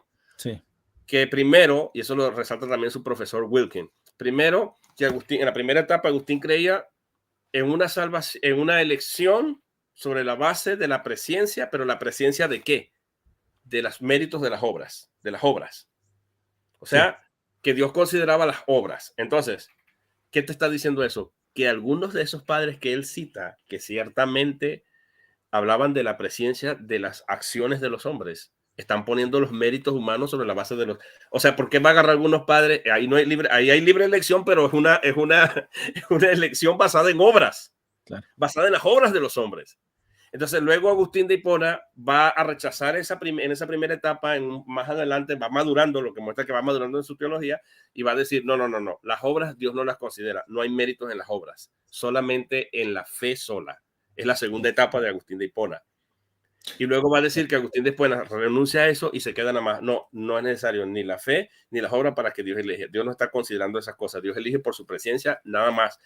Que eso lo creemos los calvinistas, porque el enfoque está en los individuos y no y por eso le va a llamar de los individuos, en los individuos y no en las acciones ni en la fe de los individuos, en el libre albedrío de los individuos. ¿Qué te dice eso, hermano? Que los padres de la iglesia tenían 3 visiones distintas cuando hablaban del tema de la presencia, porque el texto es ambiguo, el texto no dice presencia de qué. Entonces los padres de la iglesia muchas veces decían que era la presencia de las obras, muchas veces decían que era la presencia de las decisiones de los hombres, muchas veces decían que era la presencia de la fe y otras veces decían que era que Dios no atendía nada, que la fe era un don de Dios y que todo venía de Dios. Y entonces todas esas ideas están en los padres de la iglesia, hermano. Entonces, él va a contradecir su tesis porque él va a plantear la idea de que la única salida es la presencia. De hecho, en su conclusión, él no dice de qué. Si tú ves su conclusión, él va a decir, si tú lees su conclusión, él no termina diciendo según la presencia, pero no dice la presencia de qué. Porque él sabe que los padres de la iglesia habían esas 3 ideas: presencia de la fe, presencia de las acciones de los hombres o presencia de nada más de los individuos. Entonces, él va a tener que decir, no, si Dios sí elige, pero sobre la base de la presencia, pero no dice de qué. Y luego va a decir que el hombre tiene respuesta libre y todo lo demás, pero eso ya lo inserta él. Porque él no puede decir que los padres de la iglesia en consenso mayoritario afirmaban una presencia de la fe nada más, sino la presencia de las obras, la presencia de las acciones de los hombres. Y eso es hacer depender a Dios de las obras y la salvación de las obras. Exacto. Sí. No sé si la audiencia tiene alguna pregunta para el pastor Winston. bueno, hay que comentar por YouTube o Facebook, porque igual estamos transmitiendo por Instagram, pero sí, a mí me pasa, ya para ir cerrando, me pasa que uno al no tener quizás estudios muy profundos, encuentra estas cosas bien básicas, ¿no? Encuentro que son muy débiles. Eh, ¿Usted cree que se sacó buena nota en su tesis, Wilson? No está publicado en la librería de la universidad. Y si está publicada, él mismo dice que se publicó con errores. Es muy probable que la universidad, para evitar su prestigio, dijo, oye, graduamos a esta persona con una tesis que tenía errores y él hizo su tesis, les hizo arreglo fuera de nuestro control. Aparte de eso, pidiendo sus derechos y todo. Vamos a sacarla de aquí porque ya nosotros no tenemos derecho a... Pudo haber sido una de esas dos razones, pues. Entonces, Sí. es bien sospechoso eso. Sí. Mire, en la última página él dice, en la conclusión final, el fundamento cristiano no comienza diciendo Dios es soberano. Al contrario, esa base es uno de los fundamentos filosóficos y teológicos del estoicismo. Fuera del ámbito de los grupos calvinistas, todos los demás grupos cristianos principales exaltan otro elemento primario que considero mucho más importante en la teología. Dios es amor. Ya, Debemos... párate ahí. Eso es una locura. Sí. Pero déjame reaccionar. Espérate un momento. Tú no puedes decir que Dios, que el amor de Dios es más importante que la soberanía de Dios porque son atributos de Dios. Y como atributos de Dios son indisociables de Dios. Como Exacto. atributos están ligados a la ontología de Dios, al ser de Dios. No es que Dios llegó a ser soberano, ni no es que Dios llegó a tener amor. Dios es amor, Dios es soberano. Eso es Soberano. un atributo. Atributo quiere decir que es algo inherente en el ser de Dios. Es Por eso tú no puedes ontológicamente... decir que es más amor que soberano. Eso es una locura. Tú no puedes decir que ese es teológicamente ese es más, un atributo más grande que otro porque estás atacando el ser de Dios en su esencia. Yo creo que eso es... Ya me enojé. Ya estoy ¿Sí? enojado. ¿Había leído eso usted, pastor? Sí, sí, claro, ahí está. Por eso te digo, porque Sí. pero gracias por traer una consideración. Claro, sí, he leído la tesis 4 veces. Pero esta es una herejía, porque uno cuando comienza a entender el ser de Dios, no es como nosotros, por ejemplo, ya, Fernando, no sé, soy moreno, soy alto, no sé, peso 100 kilos, por ejemplo. Pero cuando hablamos del ser de Dios, estamos hablando de que primero Él es espíritu, segundo, Él es todopoderoso, Él es omnisciente, Él es amor, Él es justo, pero esos atributos son parte de su ser. Aparte, Dios está en tres personas, subsiste en tres personas. Pero aquí exaltar, como usted dice, un atributo sobre otro, ya no lo hace Dios. O sea, ya es la segunda vez que encontramos un error ontológico acerca de Dios. Y déjeme terminar lo que decía. Debemos escoger amar a aquel Dios que primero amó a toda, y con mayúscula, la humanidad, a todos los humanos por igual, y debemos escoger a amar a la humanidad que Dios ama. Esto me hace pensar entonces, Dios, o sea, Jesús murió por los vasos de deshonra primero, como Caín, como Ismael, como Judas y un sinfín. Al anticristo, Al anticristo, claro. Sí. los falsos judíos de Apocalipsis 3:9. Sí. Esto pasa cuando un filósofo eh, empieza a hablar del amor de Dios y no entiende que Él también es justo. O sea, su justicia se va a ver en el infierno. Dios va a ser glorificado en el infierno porque ahí va a ejercer su justicia. No hay justicia en Dios si es que al hombre le hace escoger entre, como la Matrix, entre la pastilla azul y la roja. No, Él es Dios. ¿Sí? Y la Biblia en Marcos dice que Dios, creo que en Marcos dice que ya han sido condenados.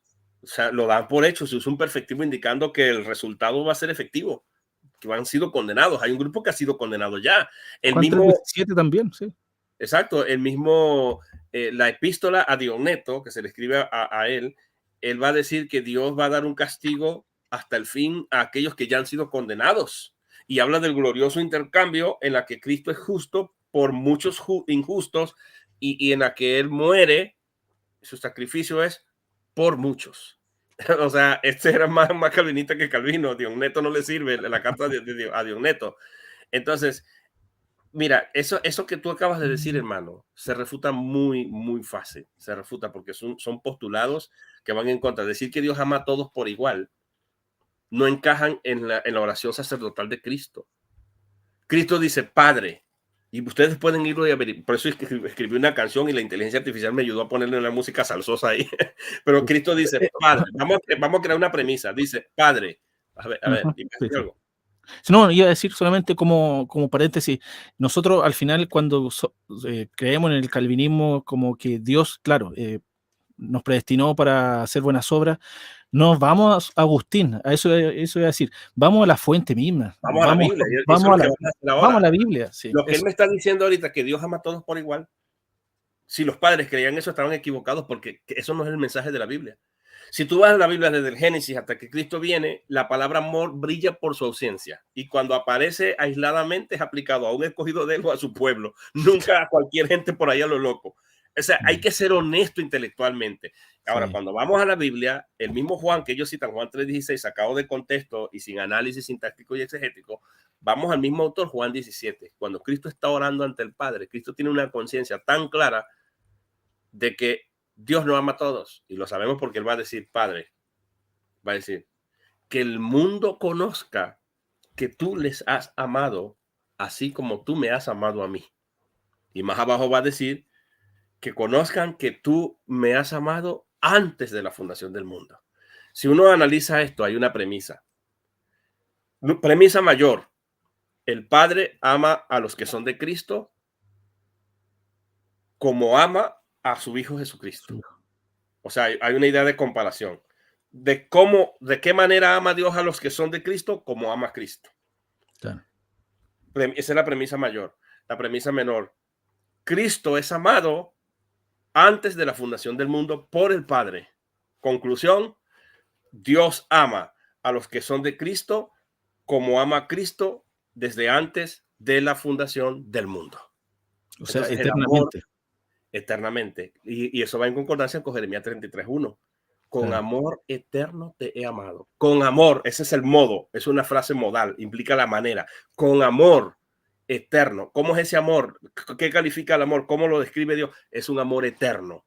Te he amado. Y ahora viene una causa. Va a decir, por esto, ¿cuál es el por esto? Por esta razón, lo anterior, por este amor eterno, por esta manera como te amo, que este amor que es eterno, por este amor eterno que te tengo. En el original griego dice, yo te moví a misericordia. Se usa el mismo verbo que aparece en Juan 6:44, el kio, te moví, te arrastré, te llevé o te atraje, porque el verbo puede significar atraer también. Te atraje, te arrastré, te moví hacia la misericordia, hacia la compasión.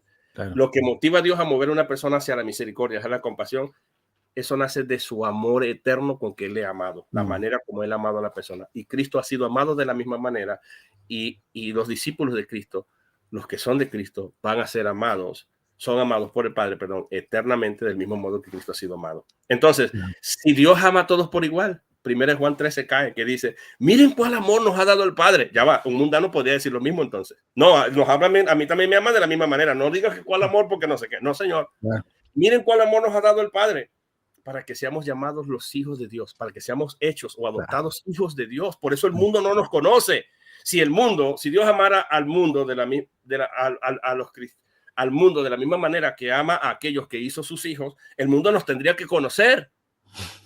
Pero no nos conoce, se cae el argumento solito. ¿Sabes qué dice Apocalipsis 3:9? Yo sé que estoy haciendo exégesis al texto. Dice que Cristo hará que estos falsos judíos, en un sentido judicial, se postren y sepan, reconozcan que los suyos, la iglesia, dice que yo los he amado a ustedes. Oye, si yo fuera un falso judío, yo me paro y digo, ya, a mí me enseñó mi pastor Ken Wilson, me enseñó un académico de Oxford que Dios amaba a todos por igual. Entonces, ok, nosotros nos vamos a postrar ante la iglesia, los de la oración sacerdotal, el mundo que ha de conocer que Dios ha amado a los discípulos antes de la fundación del mundo como ama a Cristo, también va a decir, ok, nosotros vamos a reconocer eso, pero luego entonces, para lo que igual palpamos, igual para la paga. Como a mí me amas de la misma manera, que entonces la iglesia después se postre ante nosotros que somos falsos judíos y reconozcan también que tú me has amado de la misma manera que los amaste a ellos con amor eterno, y también, aunque nos vayamos para el infierno, y también el mundo que conoce a los...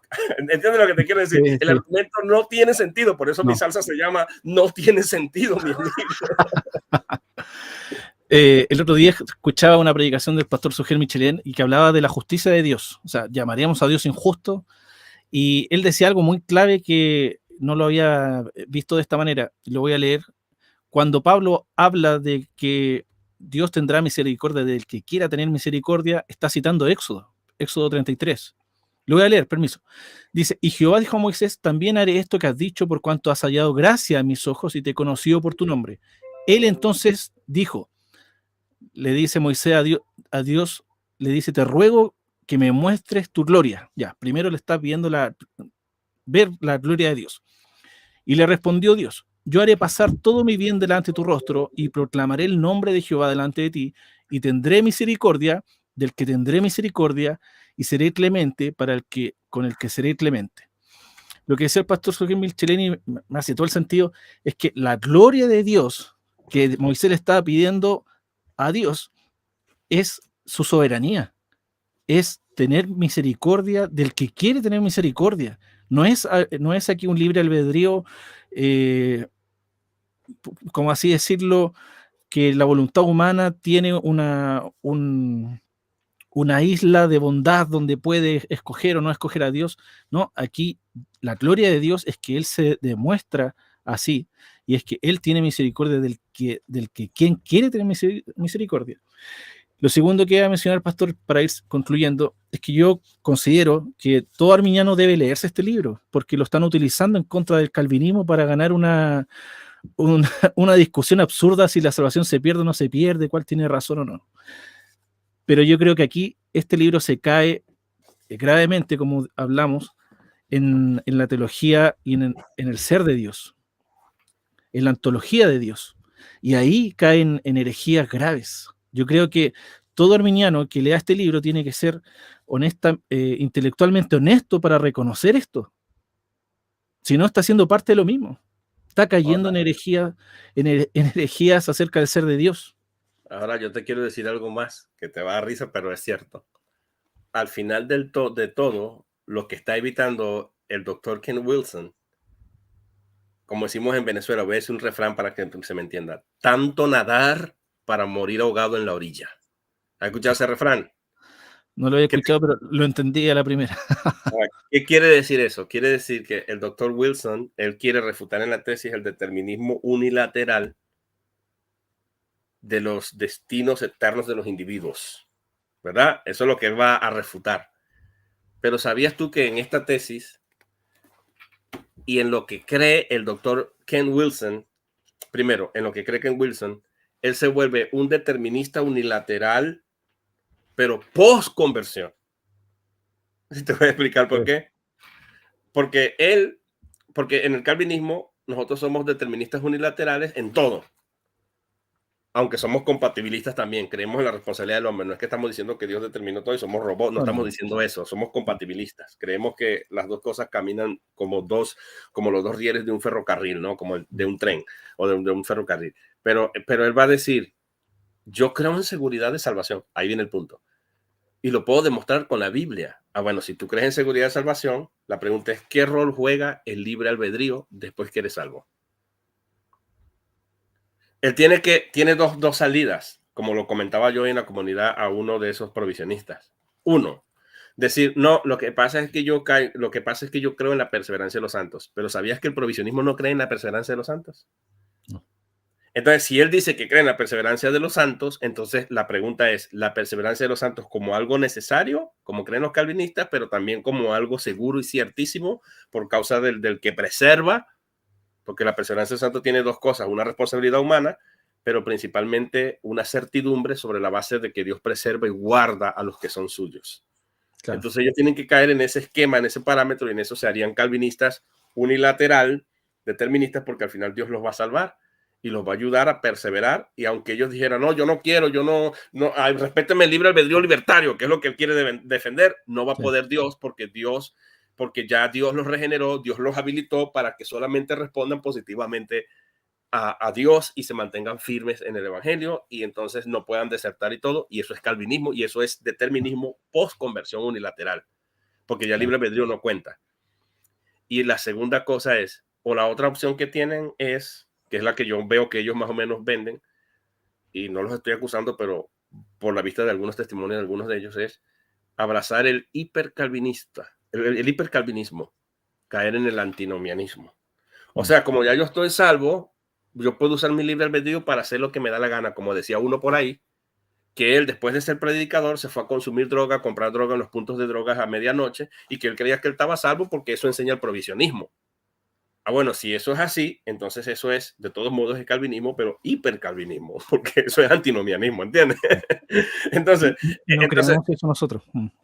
entonces ¿entiendes mi argumento? El punto es que lo que él está refutando, al final él va a decir, yo creo en seguridad de salvación. Bueno, si tú crees en seguridad de salvación, explícame esa seguridad de salvación. ¿En qué consiste? ¿En qué radica la salvación? No en la fe y después el libre albedrío, ¿qué papel juega? Si yo a mí me da la gana, no quiero nada con Dios, rechazar a Dios, ¿estoy salvo o no? ¿O sigo siendo salvo? Tendrá que decir que sigo siendo salvo porque seguridad de salvación 100%, seguridad de salvación 100%. Entonces tengo dos salidas, o me vuelvo calvinista y adopto y abrazo la perseverancia de los santos que ellos atacan, o si ataco la perseverancia de los santos, da lo mismo que yo haga con el libre albedrío, pero de todas maneras Dios me va a salvar contrario a mi libre albedrío, y eso es predestinación unilateral con post-conversión. Nadó tanto para caer en la orilla. Ahogado. Sí. Igual él dice que algo vi de la entrevista que le hicieron, no lo vi completo, la verdad. Pero él dice que leyó en un año todas las obras de Agustín, leyó a muchos padres de la iglesia, pero se cae en herejías o errores ontológicos de Dios. Eso a mí me llama mucho la atención. Es que mira, hermano. O sea, tanto trabajo para caer en algo básico. Es que lo que tú leíste, las líneas que tú leíste ahorita, hermano, no parece alguien que haya leído a Agustín y a los padres de la iglesia.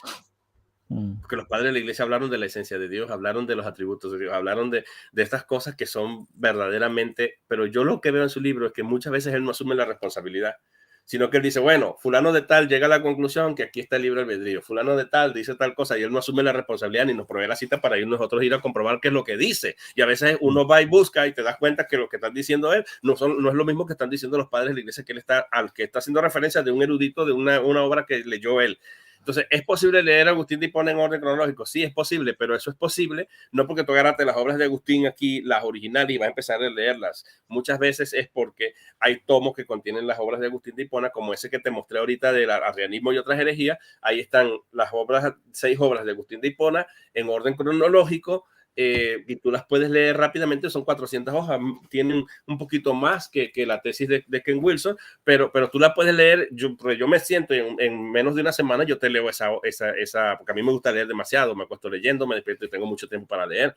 Entonces yo me doy cuenta que es posible leer a Agustín de Hipona en orden cronológico, pero a mí lo que me dice es que lo que pudo haber hecho fue leer lo que otros decían de Agustín y no necesariamente leer todo lo que Agustín dijo en orden cronológico. Lo único que tenemos nosotros para verificar eso es su afirmación, pero no tenemos una evidencia en la que él se grabó diciendo, aquí estoy leyendo la obra de esto, vean, tómenme el tiempo, ahora léemelo aquí, y hacerlo en un año, muchacho. Eso es bien sospechoso. Sí. Dedicando 10 horas diarias, imagínate. Entonces, sí. ¿De qué vivía la esposa? Vale, se moriría de hambre la esposa. Imagínate que yo venga y le, bueno, yo no tengo esposa, pero suponete, imagínate tú que yo le dijera, estoy casado, imagino que tengo hijos y todo, y le digo a mi esposa, ¿sabes qué? Voy a dedicar a estudiar un doctorado y yo voy a dedicarme diariamente 10 horas del día a leer. Chico, cuando yo vaya a trabajar, voy a ir aturdido. O sea, no puedo trabajar. Y si trabajo, voy a andar aturdido como loco. Sí, no, y por un año. Le quería preguntar, pastor, ¿cómo estamos de tiempo como para responder algunos comentarios? Claro, vamos, pues, ¿sí? Agarre ahí unos par de comentarios porque vamos bien. Vamos a colocar de todo porque ha llegado de todo. Ok, dale. Bueno, aquí pura letra RCA dice, ¿cómo es que los arminianos no reaccionan a la tesis de Ken Wilson sabiendo que ellos mismos los refutan? Claro, habría que clarificar que son los arminianos clásicos, como Cristian Izquierdo, nuestro hermano Arnold Portillo. Estoy diciendo nombres, pero no los estoy atacando a ellos, pero ellos están celebrando, oh, sí, esto es maniqueísmo y todo. Bueno, Ken Wilson, aunque no es la intención de su tesis, él va a decir que la idea de la regeneración pre-fe y de que la fe es un don es posterior al año 411, es decir, desde el año 411 en adelante, y eso son ideas maniqueas sobre base de textos aislados o de contextos o mal traducidos, y todo eso es lo que va a decir en su tesis y todo lo demás. Entonces ustedes tienen que decirle a Ken Wilson, nos descubrieron, nosotros también somos un maniqueo, o no sé, ellos tendrían que estar reaccionando, los clásicos. Claro. Sí, de todas maneras. John Charles dice, puro enredar gente, ni él mismo sabe lo que dice. La pregunta es, ¿cuándo vas a refutar la tesis? No la vas a refutar porque le falta credenciales. Eso es verdaderamente falaz. Mira, ¿sabes? Empezamos nuestro discurso hablando de eso. Esta tesis es simplemente letras, es un discurso escrito. Yo soy analista de discurso. Enseño inglés aquí en los Estados Unidos, niños de kinder hasta a nivel universitario he enseñado yo, el High School Credit Course que se requiere para entrar a la universidad. Ese curso lo he enseñado yo, el High School Credit Course o College Credit, que le llaman también crédito de universidad. Es que se estudia en el high school como prerequisito para estudiar, ya sea español o inglés. Eso enseño yo, enseño lingüística. Además de eso, enseño griego. Me dedico a la enseñanza del griego koiné. Entonces, yo lo puedo abordar porque él al citar los padres griegos, él tiene que poner los textos griegos, como yo hice ayer con Clemente de Roma, como hice con la epístola de Dioneto, y veo que él no atiende a los aspectos lingüísticos, por ejemplo, mira, voz pasiva, voz media, voz activa, el asunto de los perfectivos, la voz, los verbos aoristos. Él no está atendiendo a eso, pero es muy importante para la comprensión lectora. Y él simplemente está reaccionando y apoyándose. Bueno, es la idea de este académico, pero ya tú leíste el texto griego, viste la sintaxis y la relación entre una palabra y otra, la relación sintáctica, la función sintáctica, porque yo me dedico a la exégesis y me dedico al análisis contextual de los textos escritos, de los discursos, y especialmente la sintaxis, que es una disciplina científica objetiva que busca ver la relación que hay entre una palabra. O sea, una palabra puede ser un sustantivo, pero pudiera estar funcionando como un adjetivo. Un verbo un participio que es técnicamente un adjetivo, un verbo y un adverbio a la misma vez y un sustantivo puede funcionar de muchas maneras, y a eso hay que atender. Él no atiende a esos elementos lingüísticos. Yo desde ese punto de vista, de mi experiencia, además que tengo 690 debates apologéticos en los que uso mucho la gramática. ¿Cómo es que no sé? Gracias, Pastor, por la paciencia con algunos comentarios. Uno dice, ¿quién es el papá de los semipelagianos? Yo creo que es de los pelagianos completos. Sí. Pero además, hermano, esta gente que dice esto, vamos a preguntarle algo. ¿Tú crees que ellos han leído la tesis? Yo creo que ni el libro lo han leído. Yo creo que ni el libro, sí. Porque si lo leyeran, ellos se sentirían ofendidos como se sienten los calvinistas. De la misma manera. Porque Ken Wilson afirma un montón de locuras allí que les ataca duro a ellos. Es más, ataca al cristianismo indirectamente, sin que ustedes se den cuenta. Claro. Porque si tú haces esa relación de asociación, yo puedo hacer lo mismo. Por ejemplo, Pablo citó a los paganos. Entonces Pablo era pagano. Entonces Pablo adoptó ideas paganas. Judas citó a Enoc. Pablo citó a los estoicos. Claro, también. Sí. Pablo citó, o sea, entonces Pablo era estoico. O sea, vamos a estar claro, cuando le habló a los estoicos allá, a los epicúreos estoicos allá en Hechos 17. Sí. Y los enfrentó y les dijo, ellos tenían un Dios que decían al Dios no conocido, y dijo, ese Dios conocido es el mismo Dios de la Biblia, lo cristianizó. Entonces era pagano, Pablo cristianizó. Entonces dijo, adoptó esta idea pagana para enseñarle a ellos didácticamente quién era el Dios desconocido. Es una locura. Ojo, profesor, porque algunos estaban atacando el sínodo de Dort, luego Calvino, ahora Agustín, van a terminar atacando a Pablo. Así como van. Pues claro, o sea, hay que ser consistentes. Yo voy a atacar a Agustín de Hipona, debo atacar a Cristo, debo atacar a Pablo, debo atacar a Pedro, y debo atacar a la Biblia, y debo atacar el cristianismo, y volver a ser gnóstico, pues. Claro. Aquí otro hermano dice, los arminianos piden credenciales para refutar a Wilson, pero ellos sin credenciales y sin haber leído la tesis apoyan a Wilson. Lo que decíamos, quizás ni han leído el libro, o quizás lo leyeron y no entienden, porque su conclusión es herejía. Es que mira, hermano, sencillo. Yo acabo de subir un video corto, vayan y veanlo en mi canal Biblia en Contexto. En el video, porque han caído en la ridiculez de decir, oh, Winston está refutando algo que no ha leído. Oye, muchachos, ¿ustedes les parecen que han escuchado esto? ¿Creen ustedes que yo no he leído a Ken Wilson con toda la información que les he traído? Y mire, y ves que no tengo apunte. El único apunte que mostré fue la data para mostrar la data de la línea cronológica. Pero yo he hablado aquí con el hermano sin leer nada, no tengo nada enfrente. Puedo agarrar mi teléfono aquí y mostrar, no tengo ninguna pestaña abierta. Yo estoy hablando de algo que yo sé, que he leído. Entonces, gracias a Dios me ha dado muy buena memoria. Entonces, el ridículo argumento es que muestre la tesis en el canal de Néstor, que muestre la tesis. Oye, muchachos, yo mi tesis la tengo en mi lugar de trabajo, que es donde tengo más tiempo para yo poder leer, en mis tiempos libres, por supuesto, obviamente. Allá a veces me quedo planificando en mi tiempo libre y hago eso. Entonces, ese es el punto, pues, pero es completamente ridículo. Ahora que uno tiene la tesis, va a decir, no, él no es académico, necesita irse a Oxford y refutarlo académicamente. Bueno, una refutación académica se hace por partes y aquí estamos mostrando que hemos leído, que tenemos un conocimiento de esto y que podemos analizar discursivamente y desde el punto de vista apologético, desde el punto de vista argumentativo, que creo que sabemos argumentar lo que estamos viendo. Saludos al doctorazo Anuel Hernández. Un abrazo para mi hermano y amigo. Saludos, muchas gracias por estar aquí acompañándonos. Siervo de Jesús Israel Vázquez, para usted refutar a Agustín y refutar a Pablo, jejeje, pero bajo su lupa doctrinal todos están equivocados, menos Agustín y Calvino. Yo creo que no vio todo el, todo el programa, no. No lo vio. No. Hacemos ese comentario. Sí, y bueno, los demás son saludos, Pastor. Le doy las gracias porque ha sido un tremendo episodio, una tremenda conversación. La verdad que ha sido un aprendizaje. Aquí hay un buen comentario, parece. Gracias por traer al Pastor Winston, ha sido bastante claro, contraargumentando a Ken Wilson y a Carlos Moore. Ni lo hemos mencionado a Carlos Moore, cuando atacan deliberadamente al calvinista, pero con mucho amor. Sí, lo que acabamos de decir es que no están atacando el calvinismo, están atacando primero la tradición y segundo, están atacando a Dios.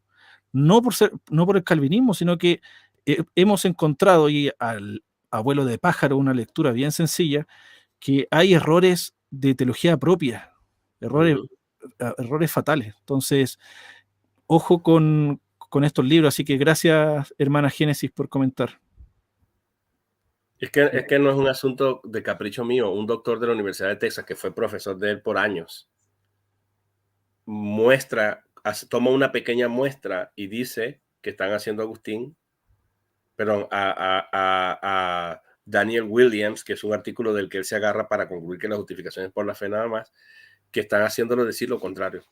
Entonces ya eso me dice a mí, hey, no le creas todo a Ken Wilson, tienes que revisar las fuentes. Y que tiene problemas para proveer fuentes directas, sino atiende a cosas secundarias. Y cuando vamos a esas fuentes secundarias, están diciendo lo contrario de lo que él está diciendo. Ya hay profesores que se han pronunciado al respecto. Sí. Bueno, le agradezco porque usted trajo un análisis aquí del fondo, y yo quizás lo traje más de forma, de algunos conceptos, pero lo suyo es algo profundo, que sin duda hay que ser, como decía, intelectualmente honesto para reconocer los errores, y que se está atacando aquí el cristianismo, no se está atacando el calvinismo. Así que un abrazo, pastor, espero que nos volvamos a ver en una próxima oportunidad y que Dios le bendiga. Y claro, y no tenemos ninguna intención de decir que el doctor está equivocado en todo y que su trabajo no vale nada. No estamos diciendo eso. Lo que estamos diciendo es que todo lo que se publica es objeto de estudio, es objeto de crítica, hay que meterle la mirilla y hay que vivir con esas consecuencias. O sea, todo lo que uno publica, mira, cuántas reacciones puede haber a este video, muchísimas, pero el punto es, hay que también ser honesto. ¿Ustedes ya se leyeron la tesis? ¿Ustedes ya se leyeron al menos el libro? ¿Ustedes ya consultaron las fuentes a las que se refiere? Que era una de las cosas que yo quería decirte, hermano.